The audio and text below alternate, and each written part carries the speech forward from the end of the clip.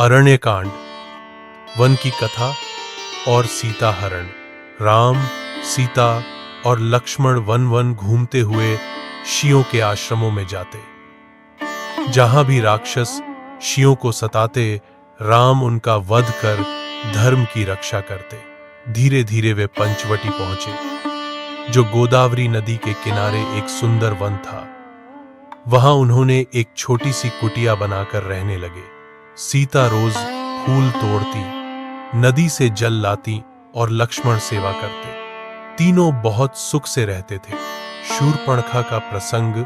एक दिन राक्षसी शूर्पणखा वहां आई। राम की सुंदरता देखकर वह उन पर मोहित हो गई। उसने राम से विवाह का प्रस्ताव रखा। राम मुस्कुराकर बोले, मैं तो सीता का पति हूं, तुम मेरे भाई लक्ष्मण से कहो। लक्ष्मण ने मजाक में कहा, मैं तो राम का सेवक हूं, तुम भाभी के पास जाओ। शूर्पणखा गुस्से से लाल हो गई।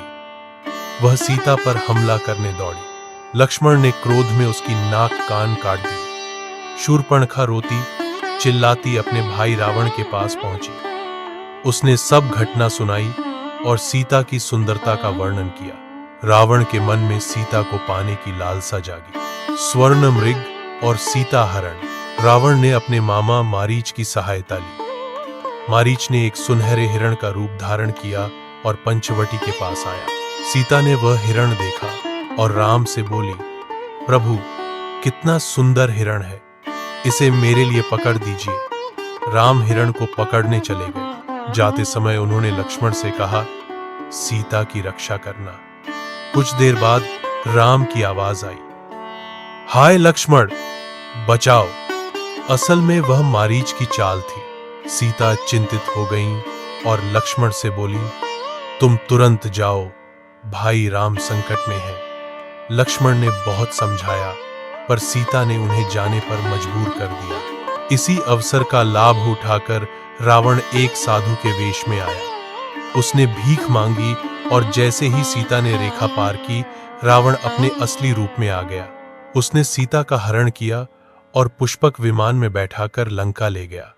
सीता मार्ग में बहुत रोई। उन्होंने पेड़ों, नदी, पक्षियों और पर्वतों से राम को संदेश देने की प्रार्थना की। जटायु का बलिदान। रास्ते में पक्षीराज जटायु ने सीता को बचाने का प्रयास किया। उसने रावण से युद्ध किया, पर रावण ने उसके पंख काट दिए। जटायु घायल होकर धरती पर गिर पड़ा। राम और लक्ष्मण लौटे तो सीता को न पाकर व्याकुल हो गए। खोजते खोजते जब उन्होंने जटायु को पाया, तो उसने अंतिम सांसों में सारी घटना बता दी। राम की आंखों में आंसू आ गए और उन्होंने जटायु को पुत्र समान मानकर उसका अंतिम संस्कार किया। शबरी का मिलन। आगे चलते हुए राम और लक्ष्मण एक वृद्ध भक्त महिला शबरी के आश्रम पहुंचे। शबरी ने वर्षों राम की प्रतीक्षा की थी। उन्होंने राम को बेर खिलाए। वह बेर पहले स्वयं चखती कि कहीं खट्टे तो नहीं, फिर राम को देती। राम ने बड़े प्रेम से वे बेर खाए और कहा, मां, तुम्हारा प्रेम ही मेरे लिए अमृत है।